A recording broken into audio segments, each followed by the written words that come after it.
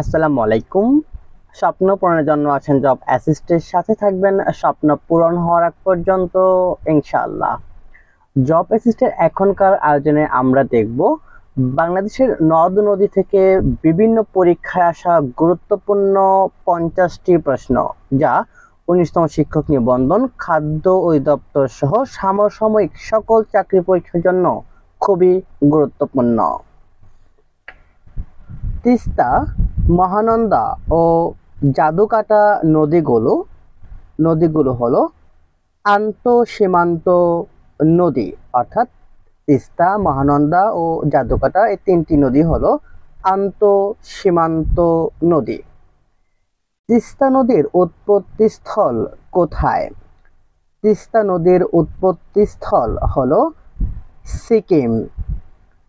বাংলাদেশের কোন নদী প্রাকৃতিক মৎস্য প্রজনন কেন্দ্র হিসেবে পরিচিত? প্রাকৃতিক মৎস্য প্রজনন কেন্দ্র হিসেবে পরিচিত হালদা নদী। মহাস্থানগড় কোন নদীর তীরে অবস্থিত? মহাস্থানগড় করতোয়া নদীর তীরে অবস্থিত। বাংলাদেশ ও ভারতের মধ্যে অভিন্ন নদীর সংখ্যা কতটি? বাংলাদেশ ও ভারতের মধ্যে অভিন্ন নদীর সংখ্যা 54টি। আড়িয়াল বিল কোথায় অবস্থিত? আড়িয়াল বিল মুন্সিগঞ্জ জেলায় অবস্থিত। দুবলার চর কোথায় অবস্থিত? দুবলার চর এটি সুন্দরবনের দক্ষিণ উপকূলে অবস্থিত।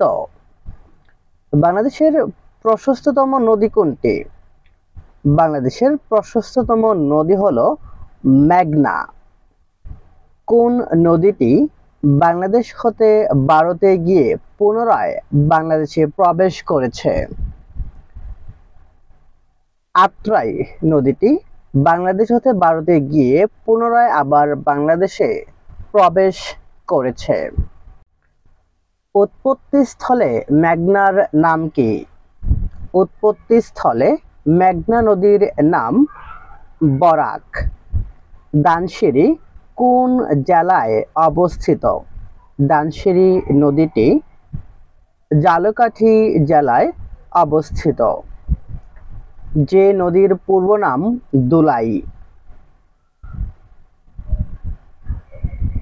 বুড়িগঙ্গা নদীর পূর্ব নাম দোলাই। শাইনী কোন নদীর উপনদী? শাইনী এটি কর্ণফুলী নদীর উপনদী। সিকিমের পর্বত থেকে বাংলাদেশের কোন নদীর উৎপত্তি হয়েছে?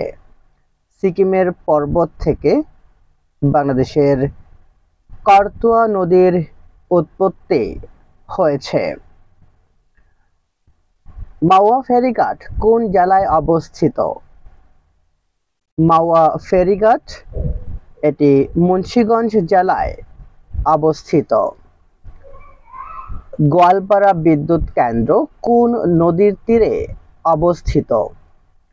গোয়ালপাড়া বিদ্যুৎ কেন্দ্র এটি ভৈরব নদীর তীরে অবস্থিত। প্রস্তাবিত টিপাই মুখ বাঁধটি যে দুই নদীর সংযোগস্থলে তৈরি করার সিদ্ধান্ত নেওয়া হয়েছে, টিপাই মুখ বাঁধটি বরাক ও তুইভাই দুইটি নদীর সংযোগস্থলে তৈরি করার সিদ্ধান্ত নেওয়া হয়েছে। টিপাই মুখ বাঁধ নির্মাণের পরিকল্পনা কোন নদীতে? টিপাই মুখ বাঁধ নির্মাণের পরিকল্পনা বরাক নদীতে। বাংলাদেশের নবীনতম নদী কোনটি? বাংলাদেশের নবীনতম নদী জিঞ্জিরাম। ডাউকি ফল্ট বরাবর একটি প্রচণ্ড ভূমিকম্প এর ফলে বাংলাদেশের যে কোন নদীর তার গতিপথ পরিবর্তন করে? ডাউকি ফল্ট বরাবর প্রচণ্ড ভূমিকম্পের পর ব্রহ্মপুত্র গতিপথ পরিবর্তন করে? নিম্নের কোন উপজেলাটি সবচেয়ে নদী ভাঙন প্রবণ? সবচেয়ে নদী ভাঙন প্রবণ জেলা হলো নড়িয়া।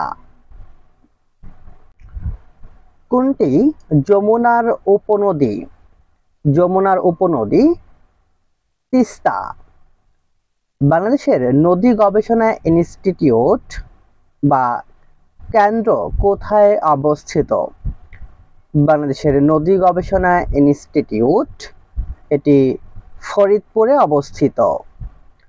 বাংলাদেশের নদীগুলোর মধ্যে সবচেয়ে দীর্ঘ পথ অতিক্রম করেছে কোনটি?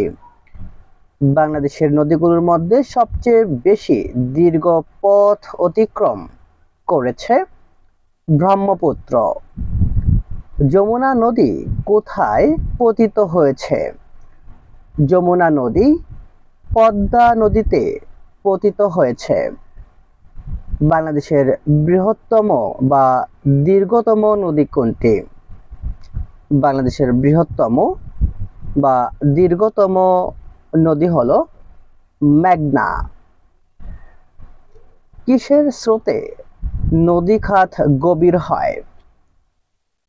নদী খাত গভীর হয় জোয়ার ভাটার স্রোতে। বাংলাদেশের কোথায় সুরমা ও কুশিয়ারা নদী মিলিত হয়ে মেঘনা নাম ধারণ করেছে? সুরমা ও কুশিয়ারা মিলিত হয়েছে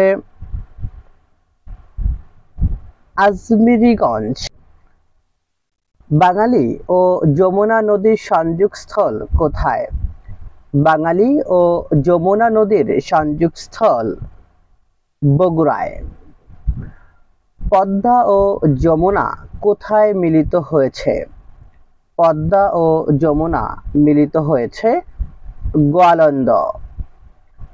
বাংলাদেশের প্রবেশের পর গঙ্গা নদী ব্রহ্মপুত্র যমুনার সাথে নিম্নোক্ত একটা জায়গায় মেশে।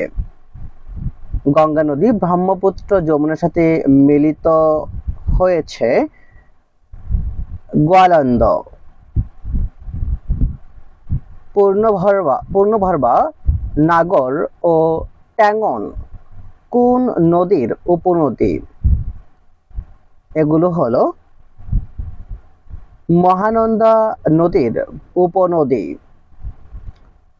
ধলেশ্বরী নদীর শাখা নদী কোনটি?